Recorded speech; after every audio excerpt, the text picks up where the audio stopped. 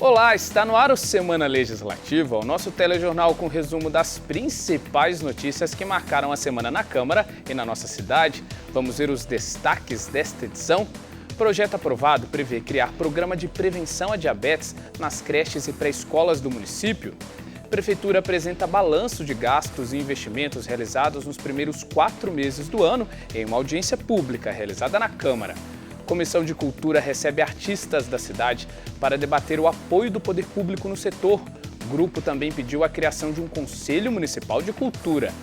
Dia Nacional da Pessoa com Esquizofrenia alerta a sociedade sobre os caminhos para a inclusão e respeito. Data foi lembrada com uma ação na Ponte Estaiada. Confira os principais assuntos discutidos pelos vereadores e os projetos aprovados nos resumos das sessões de terça e quinta. E também vamos falar sobre os impactos das fake news. Vamos te mostrar os meios de identificar as notícias falsas e por que devemos evitar compartilhar esse tipo de conteúdo. Seja muito bem-vindo, o Semana Legislativa está no ar.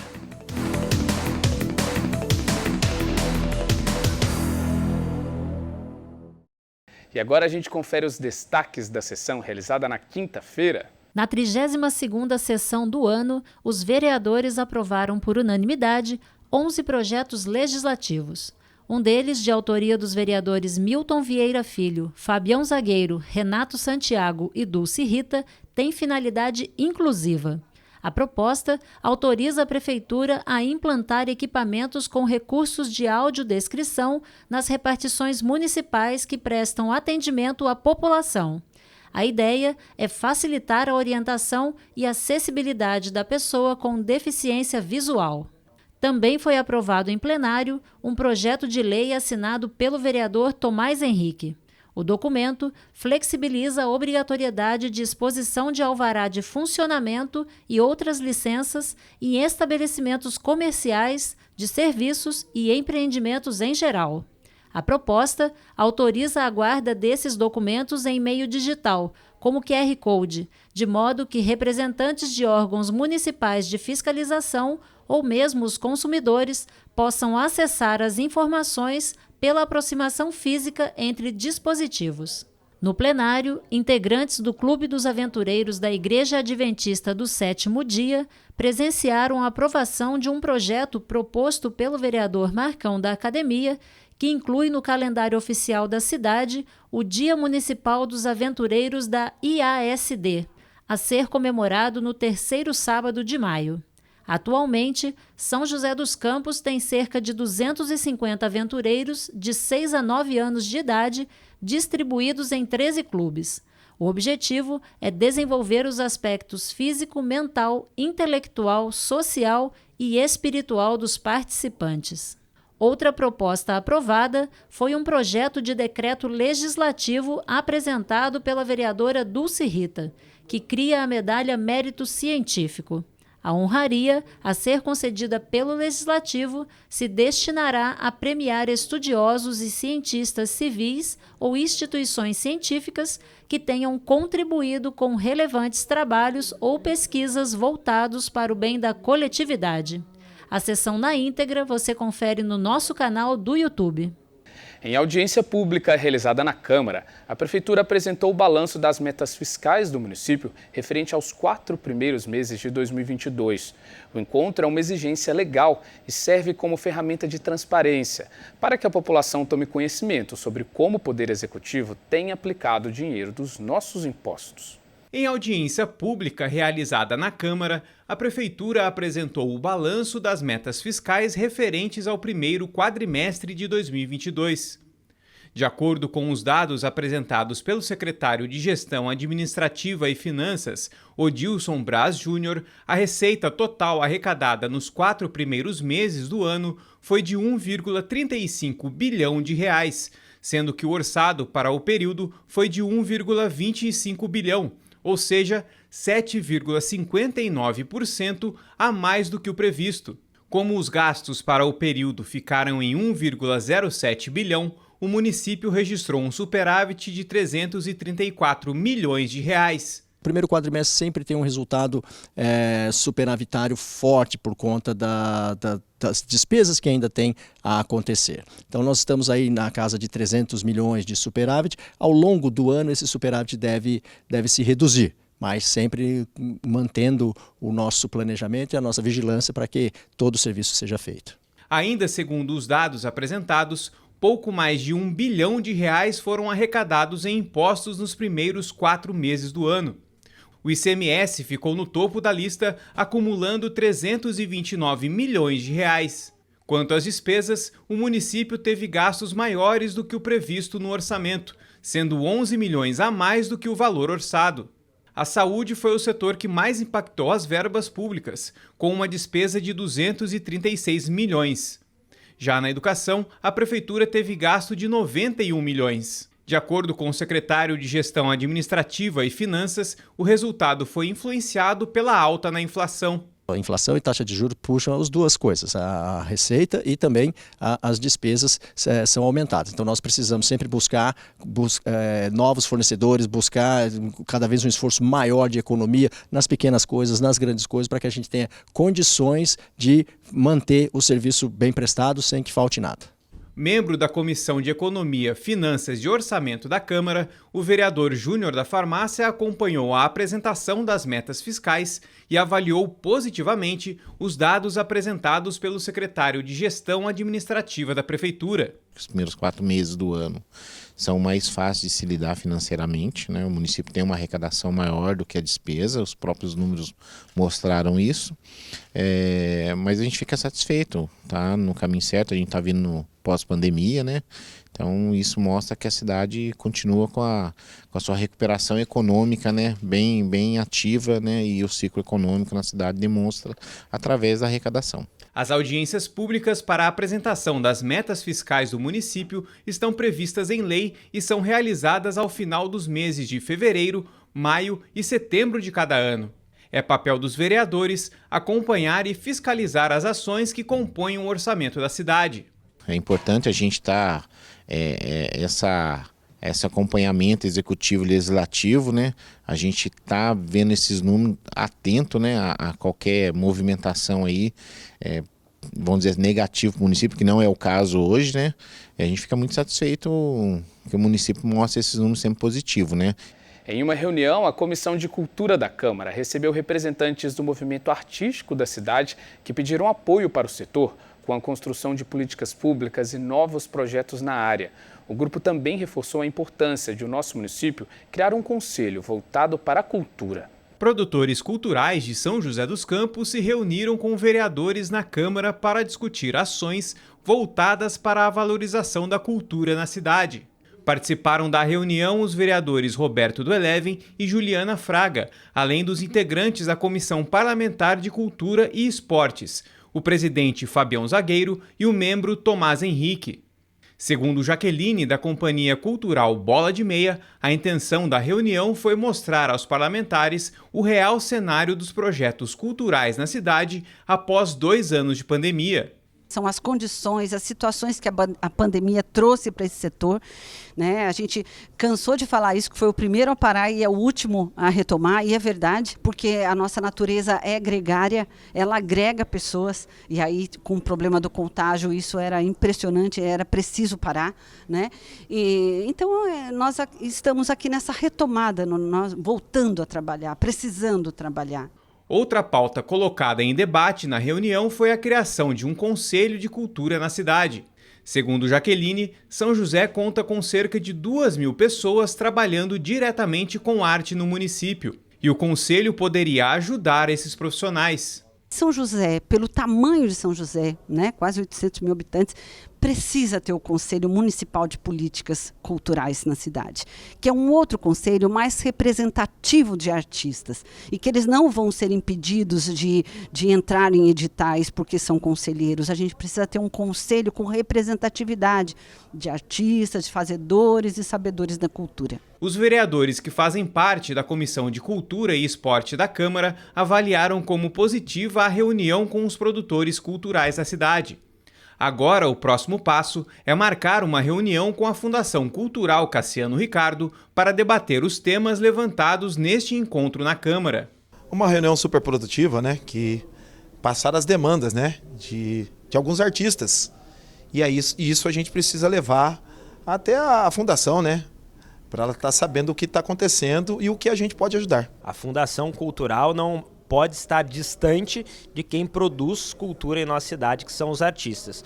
Então, a Comissão de Cultura aqui, o Legislativo, que faz essa ponte entre Poder Executivo e autarquias e a população, a gente está intermediando em esse encontro para que eles possam levar essa demanda adiante e a gente possa fortalecer o pleito deles para que a gente possa valorizar a cultura em nossa cidade. Os parlamentares também ressaltaram o papel da Câmara e da Comissão no debate para a criação de políticas públicas voltadas para a área cultural da cidade. Esse setor de cultura, de fato, e quando eu falo de cultura, o entretenimento em geral foi muito impactado pela pandemia. Então é importante que o setor público reconheça isso e consiga pensar políticas públicas que possam mitigar esses efeitos derivados desse período pandêmico, agora nesse período pós-pandemia. Isso é a importância, né, da Câmara, a casa do povo, né?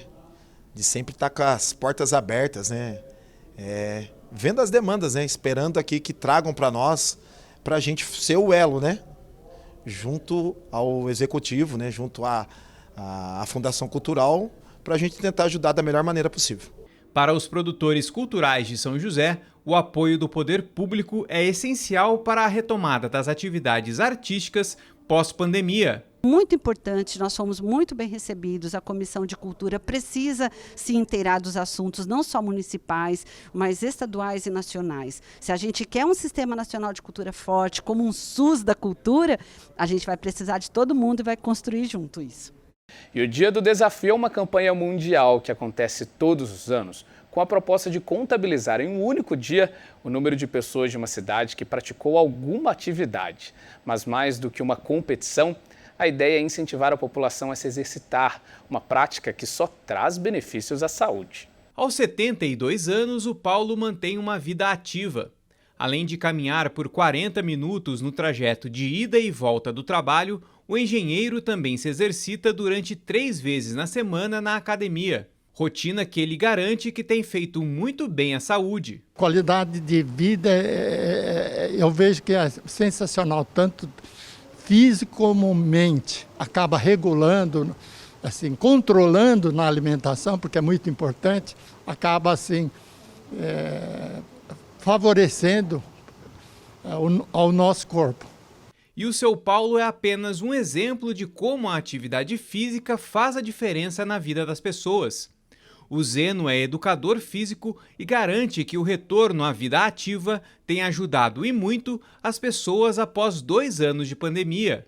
Tem fatores ali físicos, né, sim, que contam, né, mas fatores emocionais também, né, fatores de relacionamento ali que favorecem a ajuda de uma qualidade de vida melhor, né? Então, acho que a pandemia ela só veio a reforçar a importância do esporte e atividade física na vida das pessoas como benefício de saúde e qualidade de vida. E esse incentivo para uma vida ativa e saudável é o objetivo do Dia do Desafio. Criado no Canadá nos anos 1980, o evento sempre acontece na última quarta-feira de maio. Nos últimos 2 anos, devido à pandemia, o evento aconteceu de modo online, mas neste ano o evento retorna ao modo presencial, porém sem a tradicional competição entre as cidades de diferentes partes do mundo. Para marcar essa data, o SESC de São José dos Campos preparou uma programação com diversas atividades. Uma é o parkour, que é aquela modalidade que começou nas ruas, né, que passar por obstáculos na rua.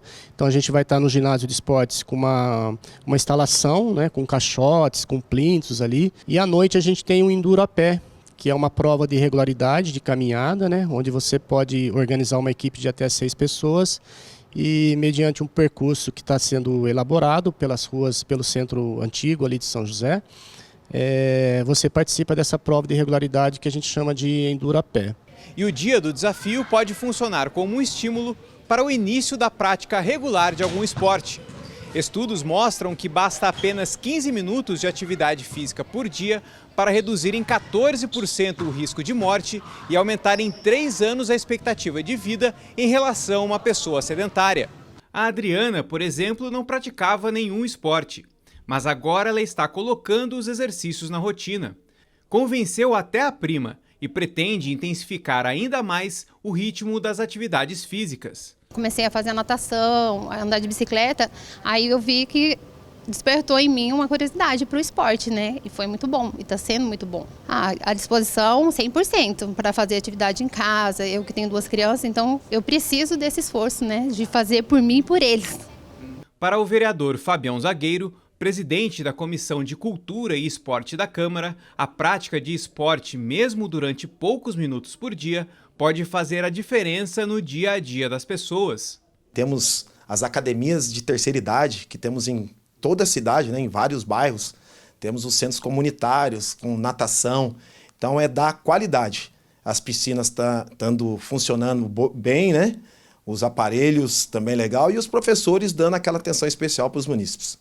O parlamentar destacou também o papel do legislativo na criação de políticas públicas que incentivem a prática de esportes na cidade. O esporte em si aqui na Câmara, né, eu como esportista, como temos vários amigos aqui também que fazem parte do esporte, precisamos trazer projetos voltados a essa classe, né, esportiva.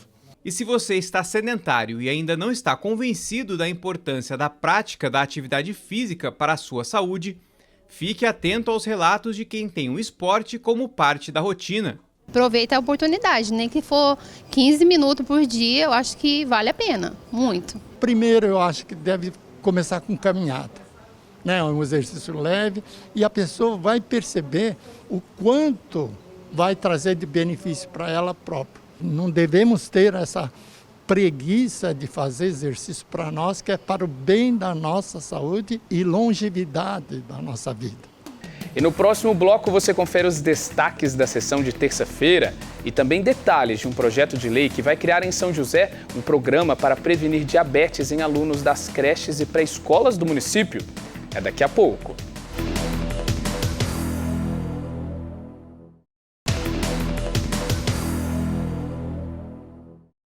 Estamos de volta com Semana Legislativa e a gente começa esse bloco apresentando os destaques da sessão realizada na terça, que contou com a apreciação de documentos e também o debate de assuntos de interesse público durante o Pinga Fogo. Durante a 31ª sessão do ano, os vereadores analisaram e apreciaram documentos.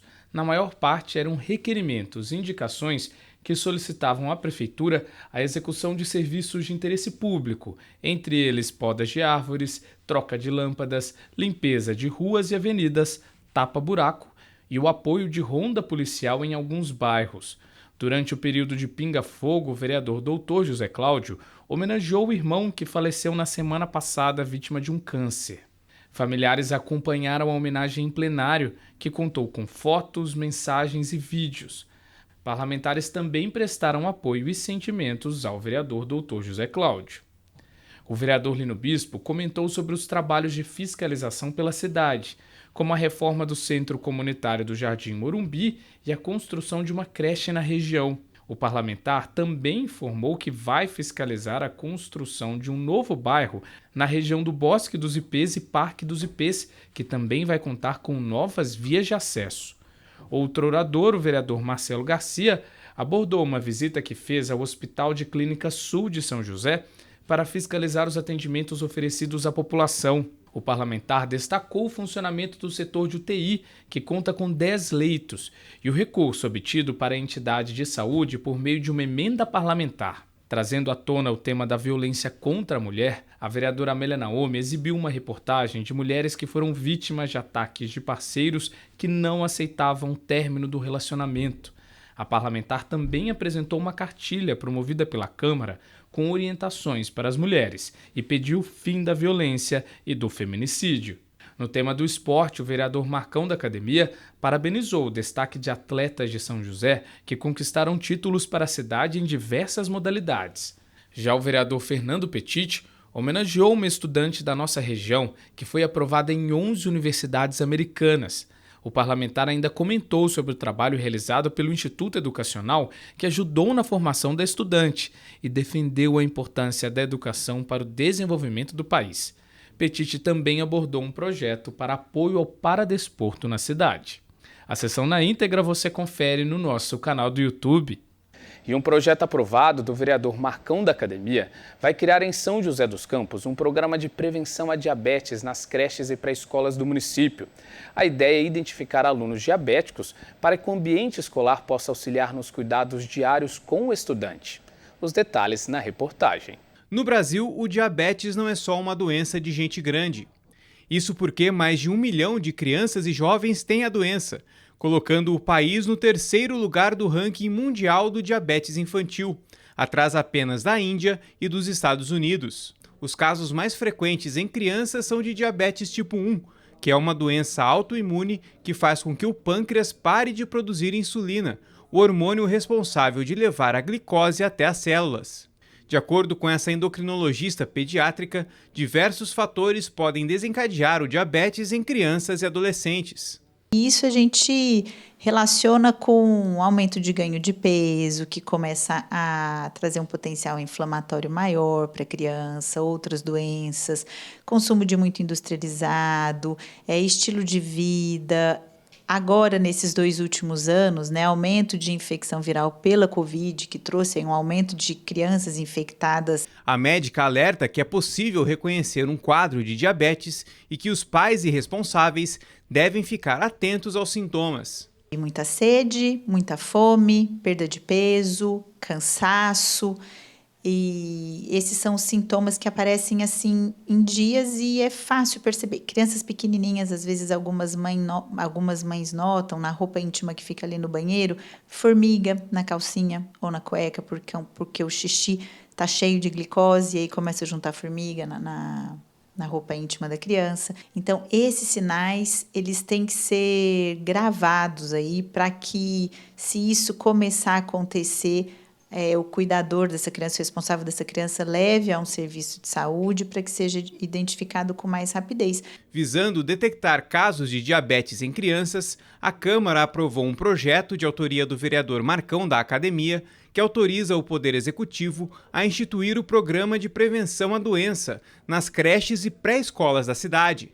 Segundo a matéria, um questionário será encaminhado aos pais ou responsáveis no início do ano letivo, com perguntas sobre comportamento da criança. As perguntas alertam para possíveis sinais do diabetes. Caso haja confirmação nas respostas, o estudante será encaminhado para consultas e exames médicos. É importante que tenha esse envolvimento do sistema e que nós possamos, através do poder público, aí as escolas, o sistema de saúde, formar um questionário que a gente possa deixar para os pais e o pai olhe lá e fala assim, oxa, é verdade, vou perguntar para o meu filho sobre uma coisa, vou prestar atenção sobre outra, as suas atitudes, para que eu possa levar até o sistema público de saúde nosso, que a gente possa trabalhar melhor. E a educação também, educar nossos filhos da importância da alimentação e da prática de atividade física. Marcão da Academia também ressalta que, com a prevenção da doença logo nos primeiros anos, é possível educar as crianças a terem uma vida mais saudável no futuro. Nossa função como pais, como educadores, é observar e poder, através dali, ajudar a educar, para que a gente, no futuro, não tenha que remediar, ter todo um transtorno, algum problema que vai acionar toda a família de preocupação, inclusive a criança. Pensamento semelhante tem a doutora Cristiane. Ela explica que, se o diabetes for diagnosticado logo no início, é possível que a criança leve uma vida normal durante o tratamento. Quanto melhor tratada essa criança for desde o início, cronicamente, muito melhor vai ser a vida dela. Ela vai ter menos sequela. Em termos de política pública, o gasto também vai ser muito menor com internação, com doença crônica por lesão microvascular, O diabetes, então, ele pode levar à cegueira, à insuficiência renal, à amputação de membros, por problema neurológico, de sensibilidade. Então, realmente, o acesso a um tratamento adequado é fundamental. E o setor da cultura foi um dos mais impactados pela pandemia, com o cancelamento de shows e eventos presenciais. Com o retorno das atividades, quem trabalha na área tem sentido um alívio. Ainda assim, o pedido é por mais oportunidades. quanto tempo o senhor lutaria por um sonho? Quantas vaias e insucessos o senhor suportaria? Os sonhos são como o vento, eles nos inspiram, nos orientam. As cortinas se fecharam por tempo indeterminado. Essa foi a realidade do teatro durante o período mais crítico da pandemia. Com a falta de perspectivas de voltar aos palcos, os segmentos do setor enfrentaram vários desafios. Mas agora, com a maior flexibilização, quem trabalha na área se esforça para seguir com os ensaios e apresentações. Foi o que aconteceu com este teatro independente, que fica na zona central de São José. O Eric, diretor do grupo, passou por dificuldades para manter o local, que depende da adesão de novos alunos. A situação começou a melhorar há pouco tempo, com o fim de algumas restrições impostas pela pandemia. Antes da pandemia, a gente tinha 180 alunos. Aí, no processo da pandemia, a gente manteve 40 alunos.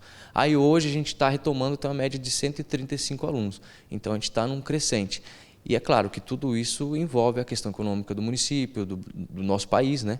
E a gente cria todas essas possibilidades para poder conseguir usufruir. O desafio maior é essa grande conexão financeira entre todos e fazer isso fluir, né? De uma forma independente. O teatro comercial também precisou se reinventar para atrair o público e amenizar as perdas durante a pandemia. Uma saída para o cenário cultural da região foi apostar em eventos e festivais. Um exemplo é a primeira mostra de teatro do Vale, com o objetivo de aproximar novamente o público dos palcos e teatros.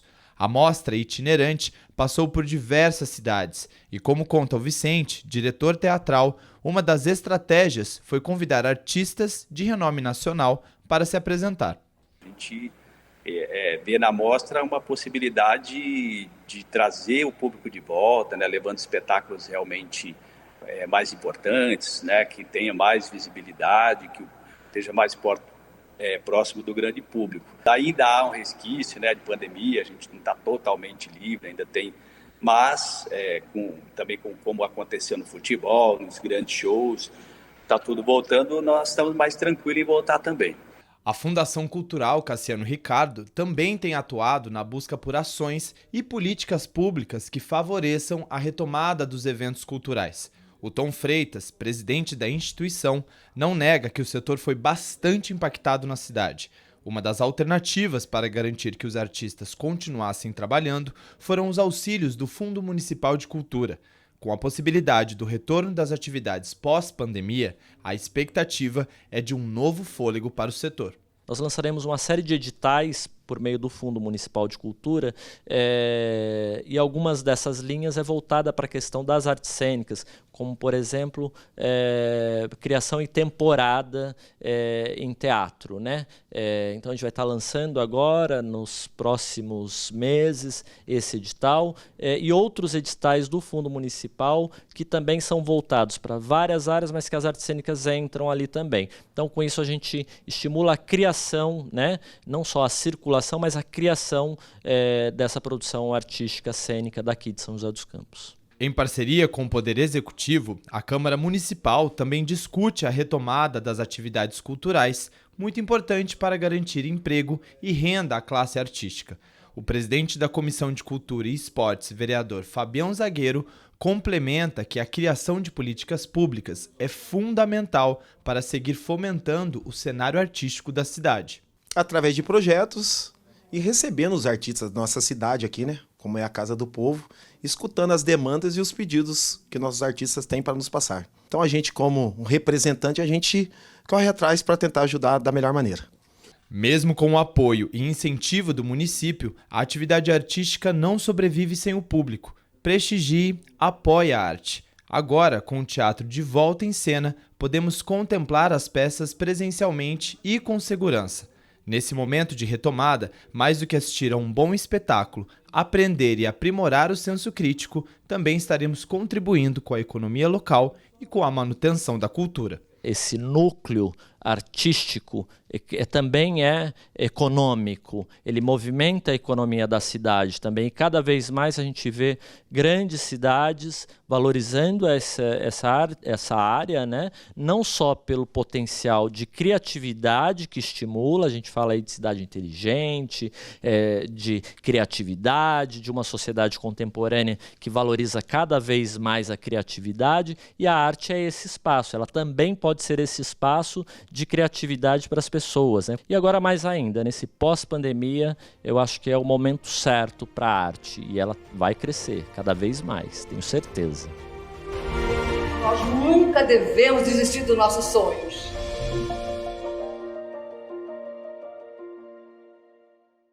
E a situação econômica do país tem afetado e muito o bolso dos brasileiros. Como consequência, o Brasil registrou alta de 5% no número de inadimplentes. Esse dado aponta que 4 a cada 10 brasileiros não conseguem arcar com as dívidas.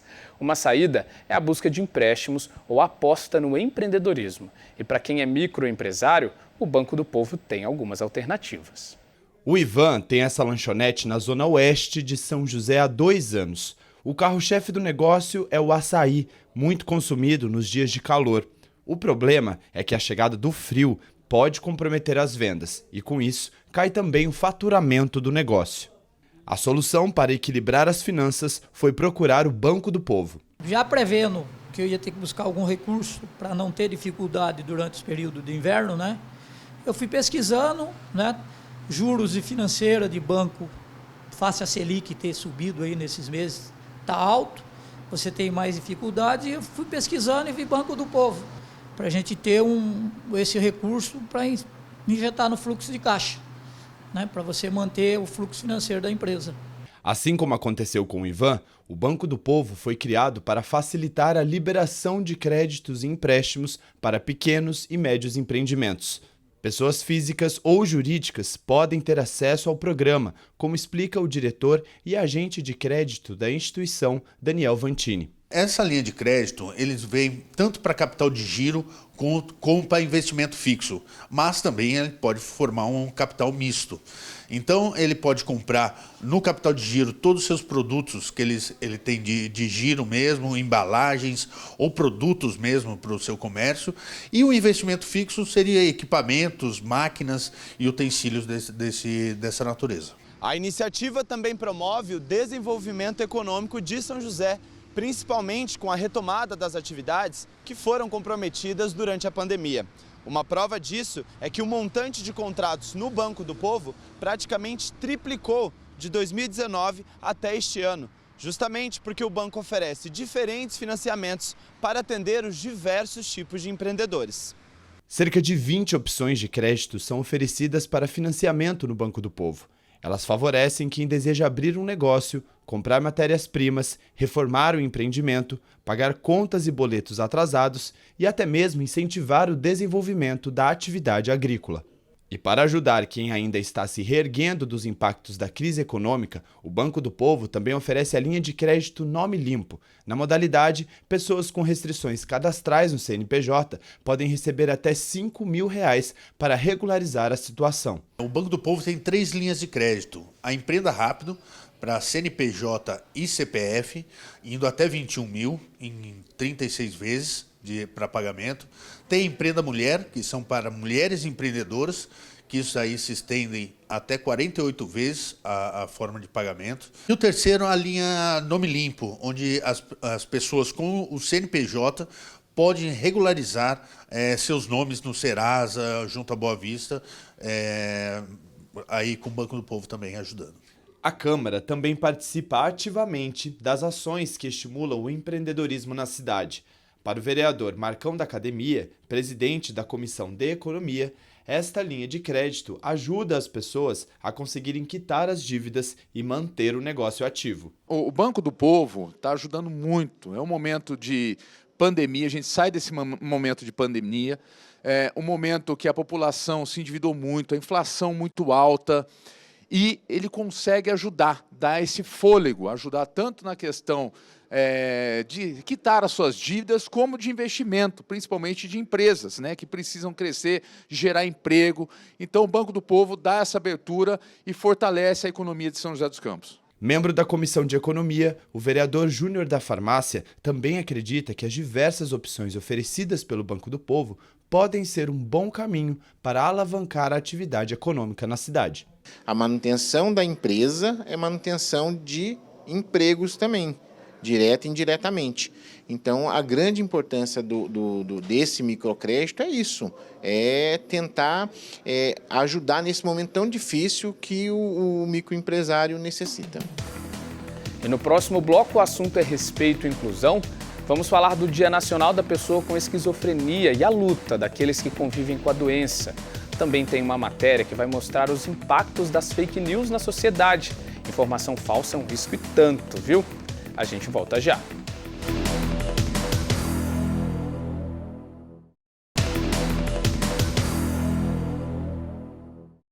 E o Semana Legislativa está de volta. O mês de maio reserva uma data para debater um tema muito sensível, a esquizofrenia. Para trabalhar o assunto de forma conjunta e integrada, foi criado o Dia Nacional da Pessoa com Esquizofrenia, comemorado em 24 de maio. A proposta é garantir a inclusão a quem sofre com a doença e quebrar tabus, além de incentivar a busca pelo tratamento. E esta é uma causa que recebe o apoio da Câmara. A Gilmara tem uma missão importante: acolher familiares de pessoas diagnosticadas com esquizofrenia. Ela é presidente da Associação Brasileira em Apoio aos Doentes Mentais e Familiares, a Abradem, que em média faz 20 atendimentos por semana.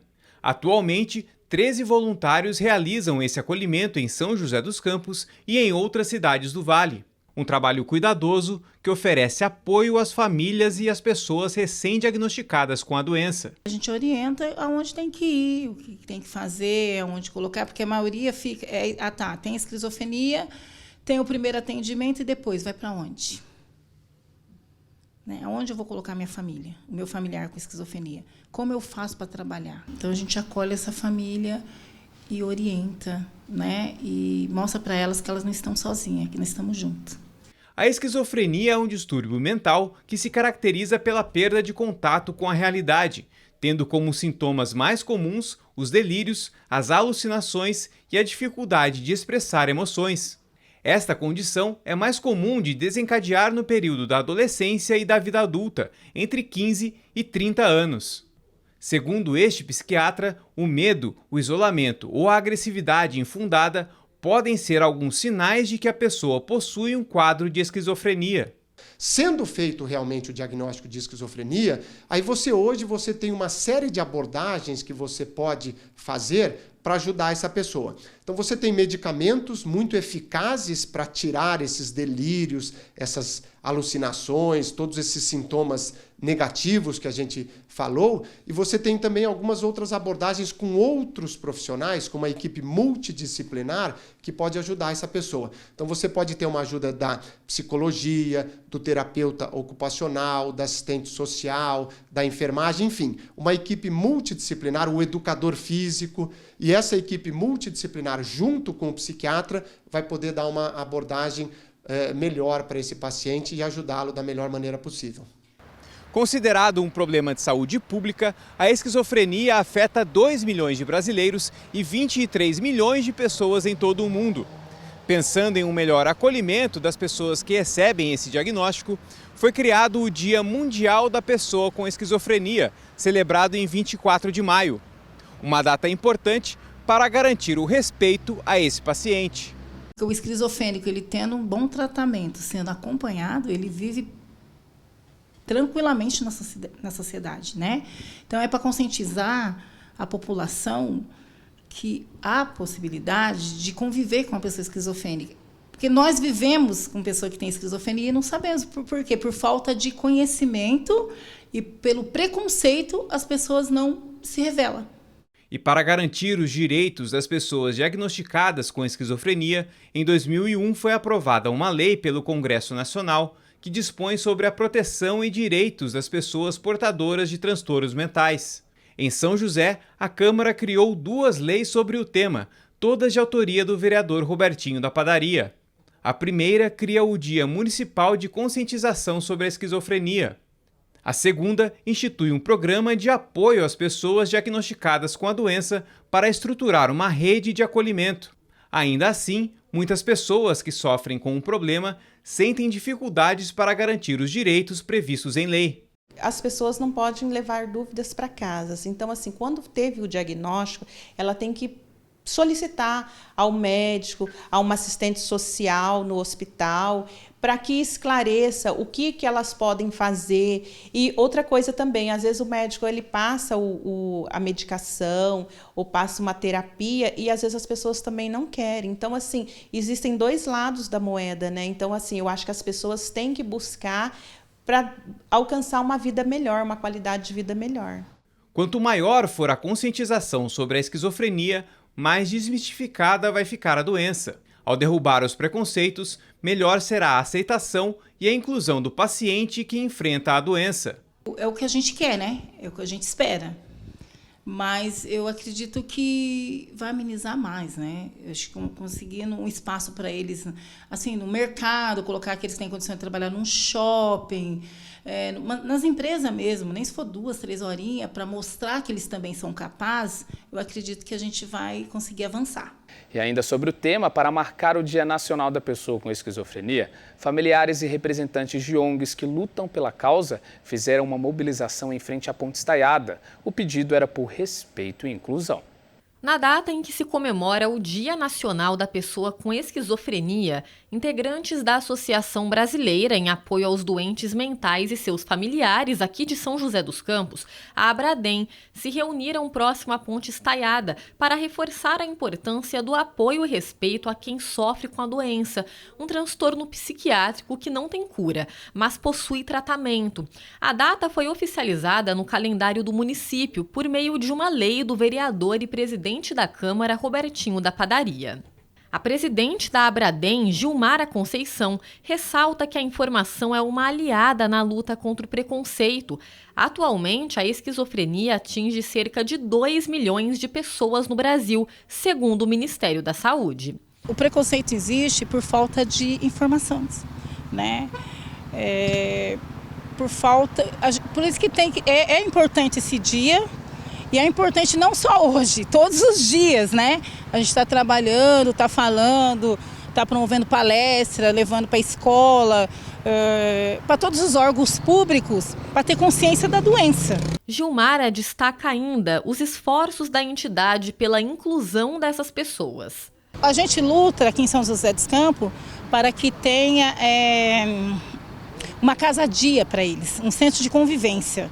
Porque não é só tratamento medicamentoso, né? E sim um tratamento com TO, com educador físico, né? Com uma equipe multidisciplinar. E não temos. Então a gente luta para que isso aconteça, né? Para que eles tenham uma vida normal, né? E a gente também está lutando para que a gente consiga colocar eles no mercado de trabalho, porque tem muitos graduados, pós-graduados que não conseguem trabalhar.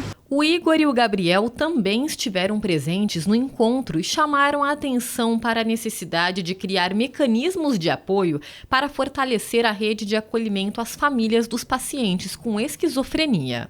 É muito importante que a família esteja fazendo este trabalho, que esteja olhando esta pessoa, né, da forma, com as lentes dela, né, pela lente da inclusão social. Isso é muito importante. E esse familiar, às vezes, também ele não sabe o que fazer. Então ele também precisa procurar uma rede de apoio para se orientar, tanto para si mesmo, mas para o familiar, seja um filho, seja um sobrinho, enfim, para se ajudar ali como um todo na família. E foi em busca desse apoio que o grupo se mobilizou em frente à Ponte Estaiada com cartazes e balões verdes, uma forma de chamar a atenção de todos sobre os desafios de quem convive com a esquizofrenia. A cor verde é o símbolo da luta pela conscientização de toda a sociedade sobre a inclusão dessas pessoas, uma parcela da população que merece respeito. E quem nunca recebeu alguma mensagem ou postagem com conteúdo falso? As famosas fake news. Pois é, Esse tipo de informação tem um impacto muito negativo na sociedade, já que influencia as pessoas a acreditarem em mentiras. E romper com essa prática também é um dever nosso, já que alguns cuidados podem identificar se um conteúdo é falso. Quando perguntamos a alguém se já teve acesso a alguma notícia falsa, a resposta não surpreende. Sim, já. Sim. E como que você faz para filtrar essas notícias? A gente vai procurar mais a fundo, né? Não acreditar logo de primeira. Então, eu procuro pesquisar mais sobre, né? Geralmente a gente consulta no Google.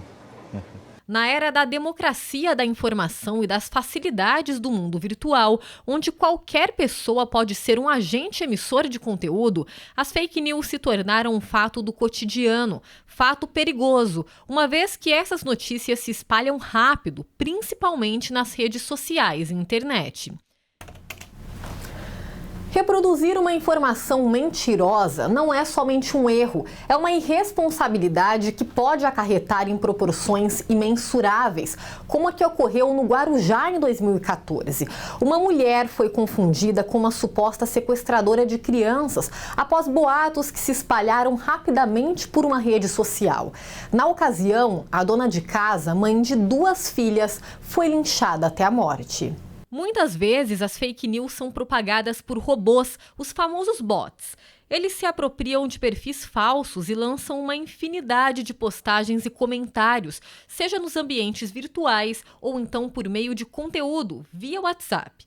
Para se proteger, essa professora doutora em comunicação chama a atenção para alguns detalhes importantes que facilitam na identificação de uma notícia falsa. É muito importante também você, de repente, checar essa notícia, se essa notícia está validada por uma fonte científica oficial, ou seja, aquela informação que aparece ali foi confirmada pelo campo científico que atua com aqueles dados.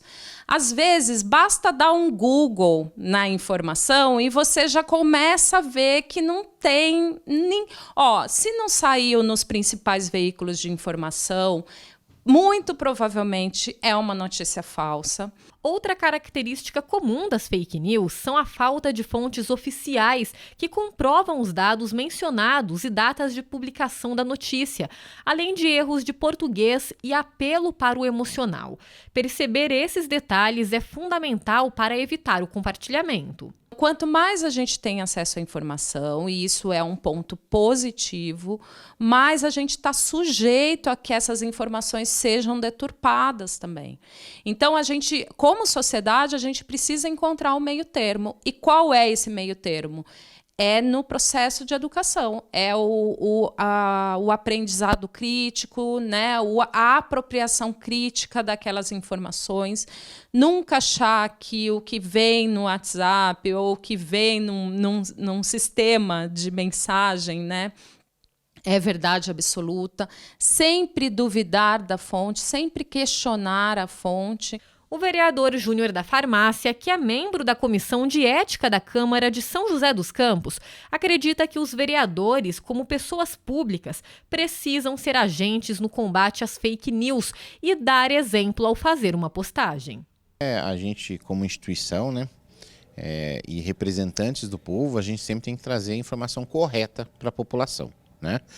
Então, nós, vereadores, a gente tem que tomar muito cuidado no que a gente vai postar, da onde traz essa matéria e antes de divulgar nas redes sociais. Então, a gente tem que ter esse zelo, porque a gente tem que ser o exemplo. Outro ponto que preocupa é o poder das fake news no processo de formação de opinião. Uma pesquisa divulgada pelo Datafolha apontou que 60% dos entrevistados acreditam que elas podem influenciar e muito as eleições deste ano. Por isso, o vereador Júnior alerta que a população precisa checar todo tipo de informação recebida e não se deixar levar pelas ideologias. A gente vai se deparar com isso, com as fake news nas eleições, né? Da questão da desinformação, né? Ou desconstrução sobre o candidato A, ou B ou C, de uma maneira de fazer um fake em cima. Então, muitas vezes, a gente não ser apenas o torcedor, né? A gente vai ver uma notícia do candidato A, B ou C e vai falar assim, eu sou torcedor do candidato X. E eu vou acreditar naquela e vou replicar. Muitas vezes eu vou estar replicando uma coisa que não é verdadeira. Então a gente ficar atento a isso daí para a gente não virar mero torcedor. E a Kátia, especialista em comunicação, ainda frisa que mais do que nunca devemos aumentar o nosso senso crítico para enfraquecer a rede de fake news. Esse entendimento de uma leitura crítica, mais contextualizada da mídia, é fundamental para a gente ter uma sociedade que tem acesso à informação, mas com critério. E o Semana Legislativa fica por aqui. Até a semana que vem.